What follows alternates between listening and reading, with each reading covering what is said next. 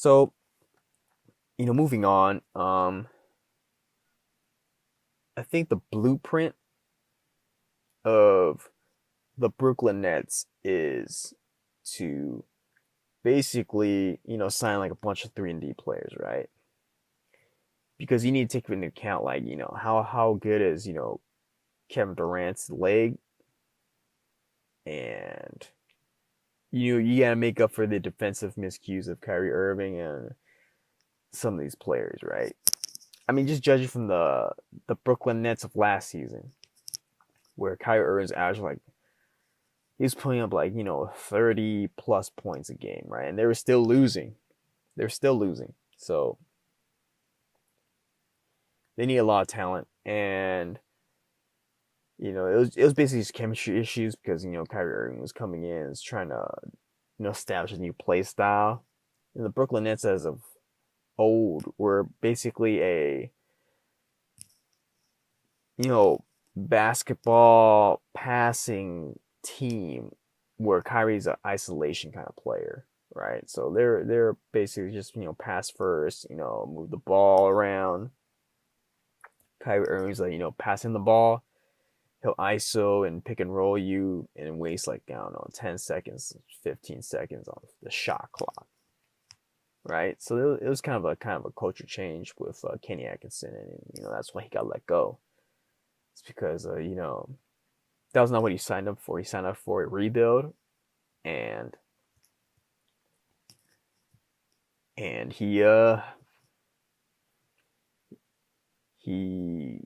went from playoff team to a contending team, and they let him go to move on because the superstars are the ones in control of the coach, and they chose Steve Nash. So basically for me, for what the Brooklyn Nets need to do to win a championship is to basically first thing is to trade Karis LeVert.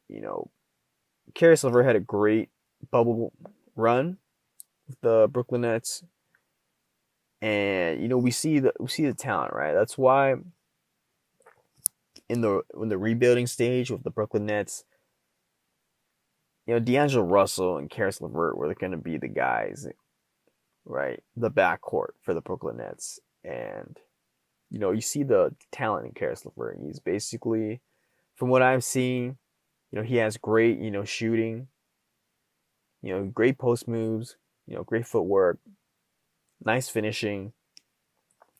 I mean, if and this guy's like what, like 26, I think.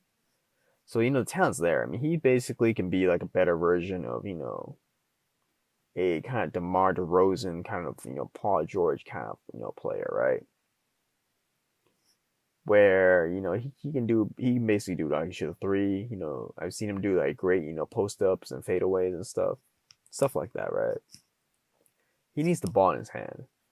So for him and Kyrie kind of backcourt, it's not really that great in my opinion. Like obviously, like people want to say like the more ball handlers on your team, it's better, but it doesn't really work out that way, right? I mean, you're trying to emulate the Golden State offense when you don't have the Golden State players mindset in a way where hey, I don't need to handle the ball and be engaged in the offense right now, because a lot of times these players, when they don't get the ball, they don't stay engaged whatsoever. They just stand there, and there's not too much movement.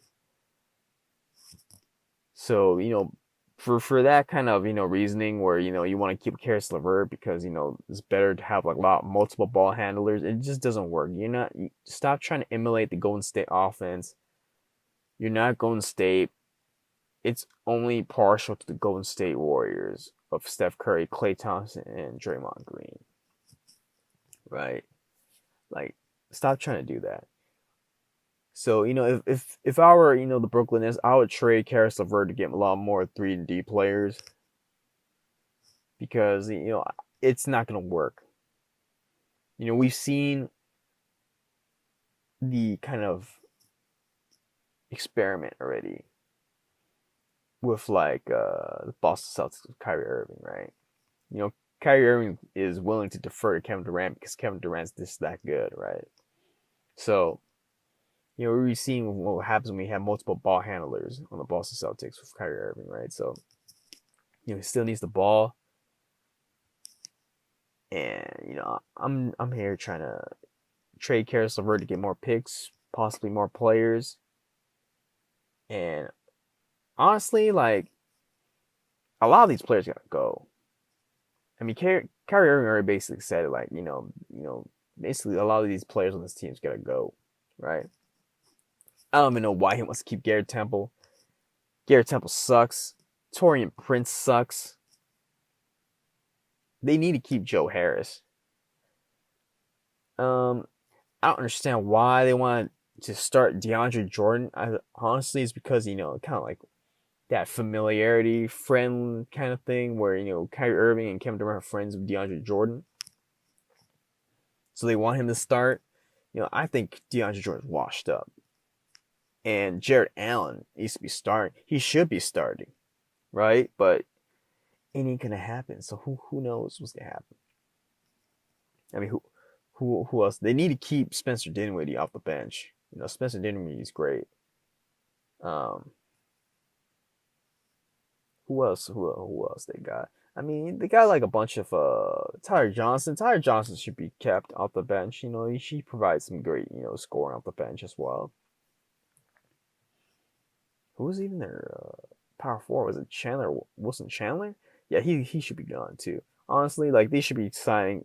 They should be looking into a lot of veteran presence teams and locker room guys. Serge Ibaka's available this season. Marc Gasol, if you want, you can probably get him too. I mean, he's playing the Spanish league, but he's only playing the Spanish league right now just to probably put in conditioning for the next season. I mean, he can easily get bought out and he'll just immediately sign to the team, right? So he's available. Those two are great guys to have in the power forward and center, position, and they provide championship experience as well. So there's that. And a lot of these, and plus Serge is like all about fashion and stuff, right? I mean, he can easily fit well with Brooklyn, man. Brooklyn's New York's all about that fashion stuff. I mean, it's what Amari said basically, and that's why Amari's in Brooklyn right now. Steve Nash, in my opinion, they need a guy to also be willing to take a backseat to those two, right? I don't know if Karis LeVert can take the backseat to those two, but they should be looking to sign someone like Gordon Hayward as well, possibly as their shooting guard. With someone like Gordon Hayward, at least he knows his role, where he's basically a role player who can just guard and play 3-and-D while also making plays for the other players, because basically it's going to be a Kyrie Irving and Kevin Durant show in Brooklyn, right? Basically, I've heard rumors where Brooklyn Nets want to make like get like a trade from their star, whether it's Bradley Beal or Paul George. Don't do it. Do not do that stuff. Look, everyone tries to out super team everyone and just try to stack the deck. You don't really need to do that to win a championship. What you need is solid foundation of the starting five and some good depth rotational players. I mean, that's how the Lakers won, right? They have a team where they can match every team, basically. Obviously, LeBron James is the guy that provides a mismatch for everyone, right?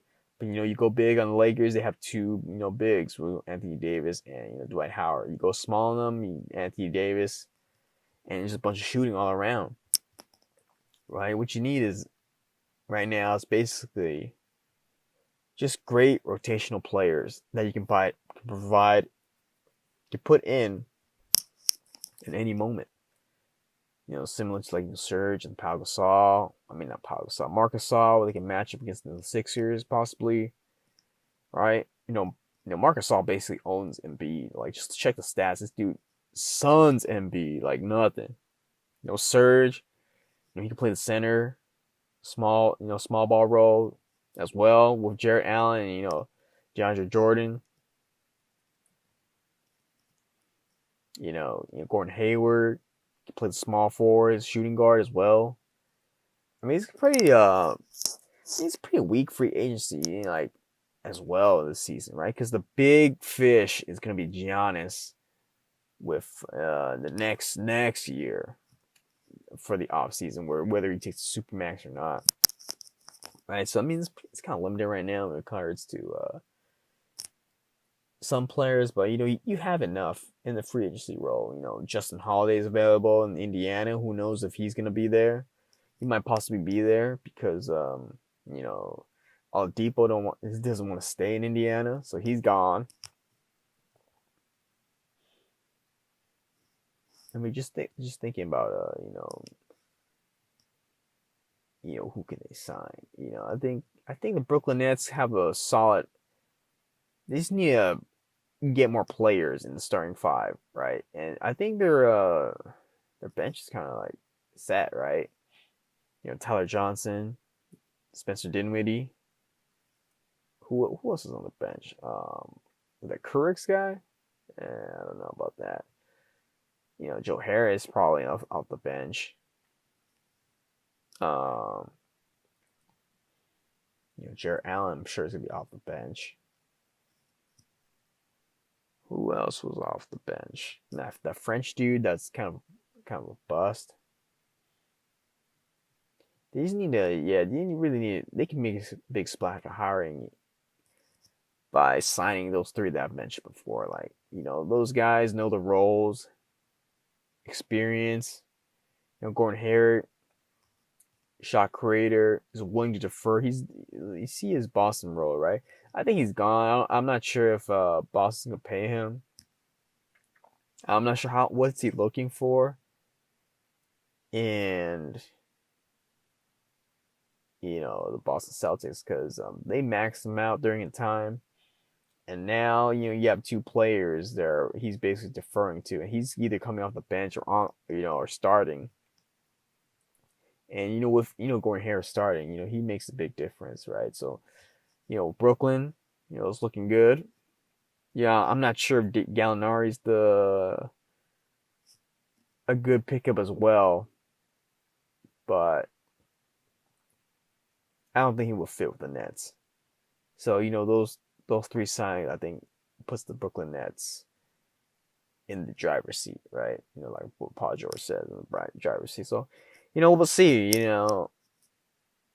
What happens so far. Off season is basically just started a little bit, and hopefully the Brooklyn Nets make things interesting next offseason. I'm pretty high on the Nets, but a lot of it's basically due to their signings in the offseason, and I gotta see how Kevin Durant looks like.